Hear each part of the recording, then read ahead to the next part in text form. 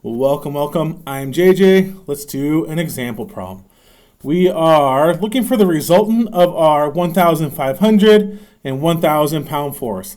In a different video, we did this using like our law of sines and law of cosines. There's a whole bunch of geometric manipulation we had to do that, if we're being honest, sucks. And we never want to have to do that again.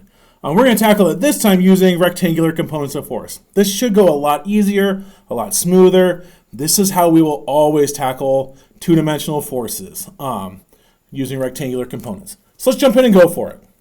If I'm looking for the resultant, I can start this out and just say, well, I need the resultant in the x, the resultant in the y. I can work with that to get to the resultant's magnitude and direction. So let's start by just summing my forces in the x direction. So summing our forces in the x. I'm going to have both of my forces have an x component. They both point to the right, so they're both positive. So F1, I would just say its magnitude, 1,500, times my angle touches the x-axis. I'm summing x forces, so I want to use cosine. So cosine 60. My F2 points to the right, so I'm going to add in here plus my magnitude 1,000 times, we could figure out what's this angle right here from horizontal to that force.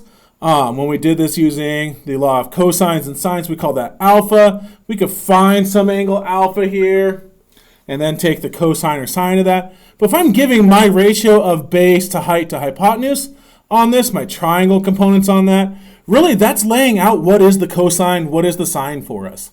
Cosine is defined always as the ratio of adjacent to hypotenuse. We know that in here.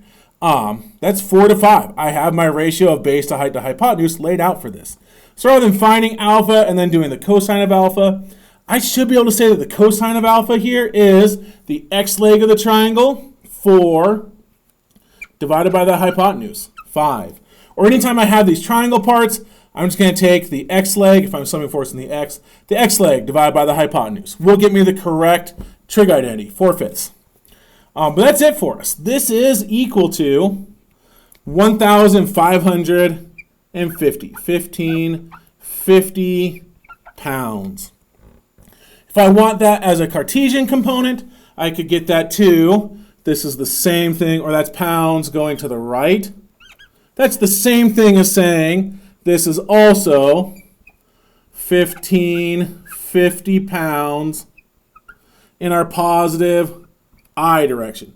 Positive I goes to the right. Really, it's the same thing. Magnitude direction or magnitude direction using IJK pieces. That'd be half of my resultant force. From there, I can do the same thing for my Y components. Summing forces in the Y direction, I'm going to have, well, the 1,500 F1 points up, so put that as positive. 1,500 times the sine of my angle, sine 60. My 1,000 points downwards, so I'll subtract it off. Minus my magnitude, 1,000. Up above, we said we could do the x leg of the triangle divided by the hypotenuse for our x component. For y, we'll just take the y leg of that triangle divided by the hypotenuse. So times 3/5. And that's going to get us 699 pounds. And it's going up. Or if we want an IJK piece in here, this would be 699 pounds in the positive J direction. Positive J is the same thing as pointing straight up for us. So really these are saying the same thing, just presenting it two different ways. If I have these, I could get my answer as a Cartesian vector. If I was asked to, my resultant vector is 1,550 pounds I plus 669 pounds J. We're not asked for a Cartesian vector, so we should probably assume we want magnitude and direction written out. So let's go ahead and get those. My resultant force here, FR, as a magnitude, so not as a vector here, should be, I'll do the square root of my x component squared, 1,550 squared, plus my y component squared, 6 99 squared.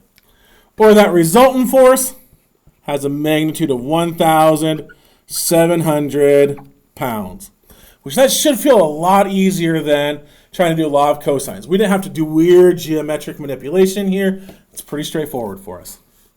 Our resultant force, again, we want to plot this out. We'll start at our origin, and we draw in our x component to the right 1550. And then we'll go up from there, our y component. From the tip of x, we go up 699. The hypotenuse gets us the resultant. This is FR.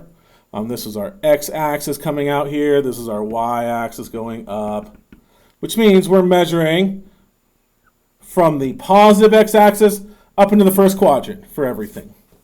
Our angle theta should get us the inverse tangent of opposite 699. This is our angle theta. Theta is the inverse tangent of opposite over adjacent. 699 over adjacent, 1550. And again, we kind of plot this out because there are times, even though on this problem it wouldn't have mattered, where our calculator thinks it's telling us we're in the first quadrant when we're really in the third quadrant, or it thinks we're in the second when we're really in the fourth. Plotting that out is a quick and easy step for us to do, and it's going to help us actually be smarter than our calculator. But then we can put everything in here as a positive. Even if they really were negative terms in here, we'll get to the same end result. But our angle theta works out to be 24.3 degrees, which gets us magnitude and direction. Let's pull that into one resultant force. Again, this is the exact same answer we got using law of cosines and sines. This should feel a lot easier. But FR is our magnitude, 1,700 pounds, and our direction goes from our positive x into the first quadrant, 24.3 degrees, getting us magnitude and direction set up for our final answer. Moving forward, I bet that you will never need to do law of cosines and sines again. It's kind of where everything came from. Really, the Pythagorean theorem we did here is a special case of the law of cosines. It's just that the angle opposite FR is 90 degrees. Cosine 90 is 0. So that whole like minus 2AB or side A times side B times the cosine of 90 goes away, and we're left with the Pythagorean theorem. But this makes it a lot easier to just force everything to be a right angle or rectangular components in here. Moving forward, try to make sure you are doing rectangular components, unless for some terrible reason your professor wants you to do law of cosines and sines. But I'd be willing to bet it will almost exclusively be this from here out. Summing forces in the x, summing forces in the y will get you through like 2/3 of the entire semester. But hopefully this video was useful for you. If it was, hit that like and subscribe. Stick around, watch more videos. Let's get you an A with JJ.